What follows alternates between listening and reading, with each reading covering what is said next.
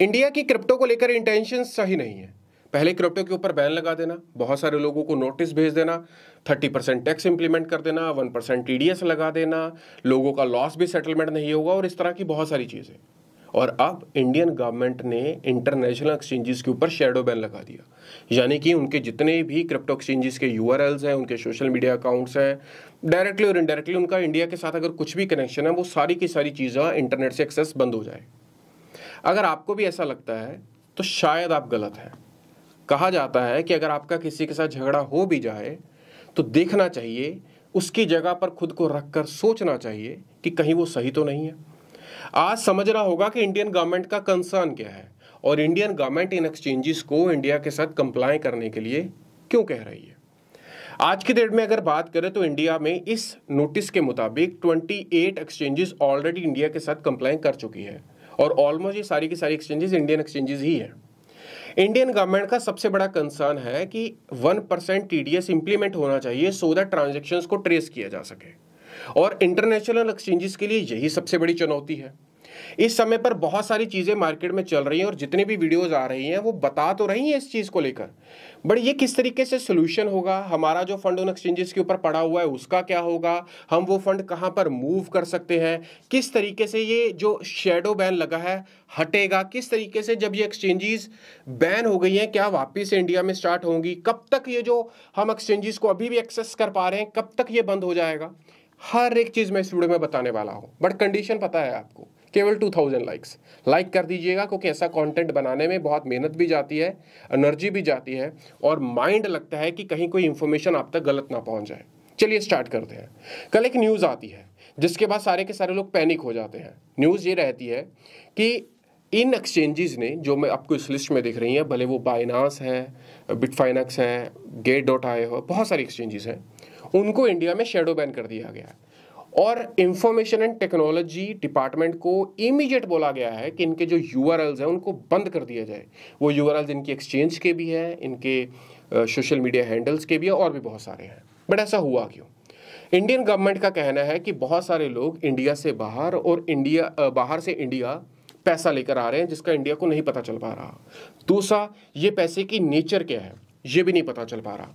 तीसरा, इस पैसे से कोई टेररिस्टियल फंडिंग भी हो सकती है और मे भी हो भी रही हो, इसका भी कोई इंफॉर्मेशन नहीं मिल पा रहा। चौथा, किस व्यक्ति के पास वो फंड कहां से आया, कोई इंफॉर्मेशन नहीं है।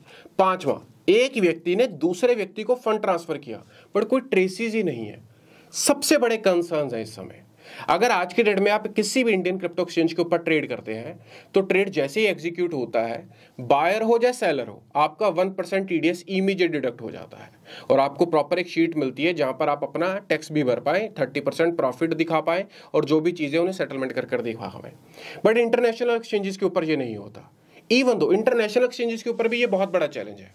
एग्जाम्पल, अगर आप ट्रेड करते हैं तो सिंपल सी है कि अगर आप बेच रहे हैं तो कोई खरीद रहा है, अगर आप खरीद रहे हैं तो कोई बेच रहा होगा तभी खरीद रहे हैं। बट वहां पर चैलेंज क्या है कि अगर बाइनांस की भी एग्जाम्पल लें तो पूरा वर्ल्ड वहां पर ट्रेड कर रहा है। अब आपने कोई चीज बेची, एक्सचेंज के लिए बहुत मुश्किल हो जाता है क्योंकि खरीदने वाला किसी भी कंट्री का हो सकता है, जर्मनी का, इटली का, ईरान का, ऑस्ट्रेलिया का, दुबई का, कहीं पर भी हो सकता है। अब एक यूजर के लिए अलग रूल है और दूसरे यूजर के लिए अलग रूल है, बहुत मुश्किल है किसी भी एक्सचेंज के लिए। सबसे बड़ा कंसर्न है टीडीएस, ट्रांजैक्शंस को ट्रैक कर पाना बहुत मुश्किल है और एक्सचेंज इस चीज का समाधान तभी कर सकती है जिस तरह से बाइनांस ने यूएस में binance.us एक अलग डोमेन, एक अलग एक्सचेंज चला रखी है, बिल्कुल उसी प्रकार से binance.in को लेकर इंडिया में भी एक अलग एक्सचेंज स्टार्ट कर दी जाए। बट वहां पर फिर से एक नई प्रॉब्लम आ जाएगी कि इतनी हाई लिक्विडिटी कहां से मिलेगी, क्योंकि आज भी इंडिया से उतना फंड नहीं उठता है जितना other countries, example China, USA या फिर बड़ी कंट्रीज से उठता है। इंडिया से उठना नहीं उठता, इसलिए जो वॉल्यूम है, जो लिक्विडिटी का इशू है वो बन जाएगा।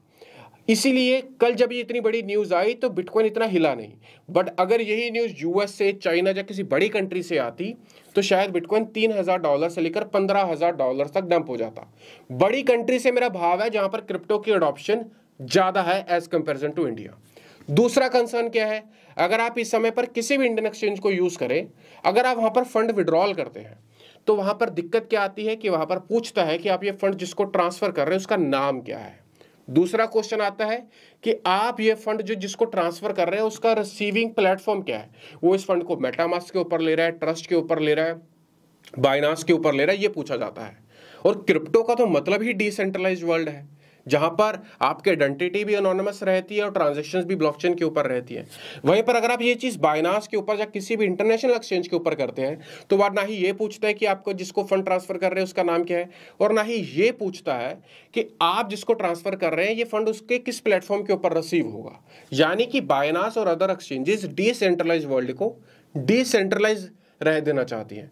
वहीं पर इंटरनेशनल एक्सचेंजेस से जो दिक्कत आ रही है, नेशनल एक्सचेंजेस ये चाहती है या फिर इंडियन गवर्नमेंट ये चाहती है कि हमारे पास पूरा ट्रैक हो कि फंड आया कहां से, किसके बाद गया, उसने उस फंड का क्या किया, उसने किसको दिया, लॉस हो गया, प्रॉफिट हो गया, बैंक में ट्रांसफर की, हर एक चीज की डिटेल वो चाहती है और सेबी के पास पहुंचना चाहती है। जिस तरह से हमारे स्टॉक मार्केट के ब्रोकर्स होते हैं और वो वीकली और मंथली रिपोर्ट्स सबमिट करते हैं, बिल्कुल उसी प्रकार से। अब यहां पर कंसर्न है कि ये सारी की सारी एक्सचेंजेस ये सब चीजें किस तरीके से करेंगी, कर पाएंगी भी कि नहीं कर पाएंगी।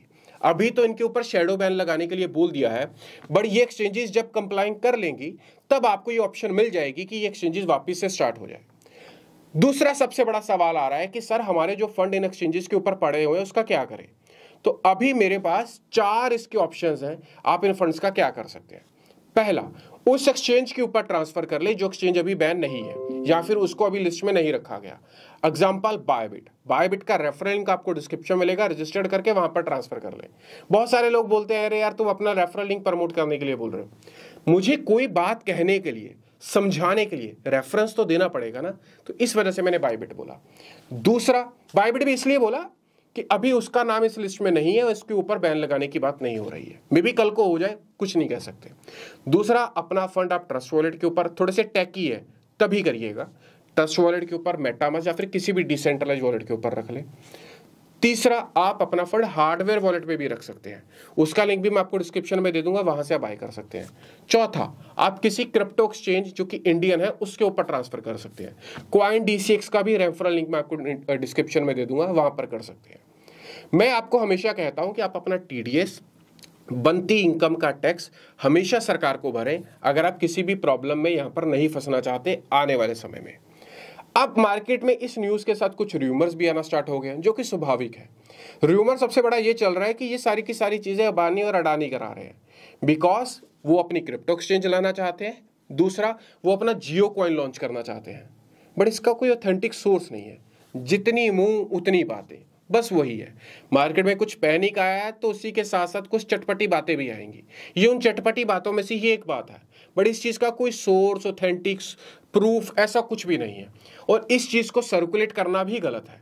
अगर आप सर्कुलेट कर रहे हैं तो इमीडिएट स्टॉप करें, और अगर आपके पास कोई इंफॉर्मेशन आ रही है तो आप उसको भी ये वीडियो भेजकर इमीडिएट अलर्ट करें कि वो इस तरह की इंफॉर्मेशन जो कि गलत है उसे स्प्रेड ना करें। मैं आपको यहां पर बोलूंगा कि इंडियन गवर्नमेंट ने क्रिप्टो को बैन नहीं किया है। इंडियन गवर्नमेंट ने किसी भी तरीके से पर्टिकुलर किसी क्वाइन को, टोकन को बैन नहीं किया है। इंडियन गवर्नमेंट ने ट्रेडिंग करने को भी बैन नहीं किया है। इंडियन गवर्नमेंट ने बाय करो, सेल करो, कुछ भी बैन नहीं किया है। इंडियन गवर्नमेंट ने कुछ एक्सचेंजेस को शैडो बैन किया है, क्योंकि वो कंप्लायंस नहीं कर रही है।